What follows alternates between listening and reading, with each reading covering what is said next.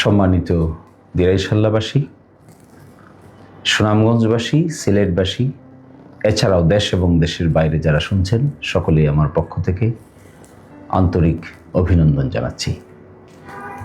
আসলে আজকে একটি অত্যন্ত দুঃখজনক খবর নিয়েই আপনাদের সামনে হাজির হয়েছি। আপনারা দেখেছেন যে বিগত কয়েকদিন থেকে মুষলধারে বৃষ্টি হচ্ছে। এই বৃষ্টির ফলে সুনামগঞ্জ, হবিগঞ্জ, নেত্রকোনা, কিশোরগঞ্জের নিম্নাঞ্চলের যে কৃষি জমি ছিল তা মারাত্মকভাবে ক্ষতিগ্রস্ত হয়েছে। কোনো কোনো হাওরে পানি ঢুকে গেছে। বিশেষ করে দিরাইশাল্লার মানুষের অবর্ণনীয় কষ্ট হচ্ছে।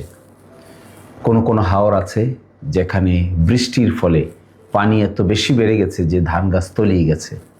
পাকা ধান তলিয়ে যাচ্ছে চোখের সামনে, কিছুই করার থাকছে না। আবার কোথাও কোথাও বাঁধ ভেঙে পানি ঢুকে যাচ্ছে। এই অবস্থায় একটি মানবিক বিপর্যয় দেখা দিয়েছে, প্রাকৃতিক বিপর্যয় দেখা দিচ্ছে। আমি অনেক আগে থেকেই সকলকে সতর্ক করছিলাম, এখানে অপরিকল্পিতভাবে বাঁধ দেওয়া হয়। পিআইসি নামে এক প্রজেক্ট করা হয়েছে। এই প্রজেক্টের ফলে হাওরগুলোকে বাঁধ দিয়ে আবদ্ধ করে ফেলা হয়েছে। পানি যাওয়ার জায়গা নেই, নিষ্কাশনের জায়গা নেই। এই অপরিকল্পিত কাজ থেকে স্থায়ীভাবে বের হয়ে আসতে হবে। আর এই যে মানবিক বিপর্যয় হলো, সরকার সহ আমরা যে যেখানে আছি, যেভাবে আছি, সকলেরই উচিত এখানে সহযোগিতার হাত বাড়িয়ে দেওয়া। ওখানে একটি মাত্র ফসল হয়, সেটি বোরো ফসল। এই বোরো ফসলের দিকে মানুষ তাকিয়ে থাকে, কখন সেই ধান কাটবে, গোলা ভরা ধান হবে আর জীবন পরিচালিত হবে। কিন্তু সেই ধান গাছ যখন চোখের সামনে তলিয়ে যায়, তখন হাহাকার করা ছাড়া আর কোনোই উপায় থাকে না।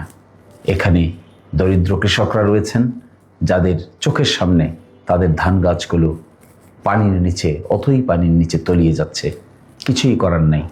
যেহেতু পানির নিচে গাছ তলে গেছে, কোথাও কোথাও পানি উঠে গেছে, সেই জন্য মেশিন দিয়ে কর্তন করারও কোনো ব্যবস্থা নাই।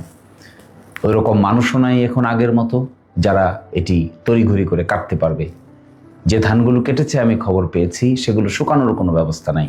যেহেতু রৌদ্র নাই, সুতরাং একটি মানবিক, প্রাকৃতিক, কৃষিগত বিপর্যয় দেখা দিয়েছে।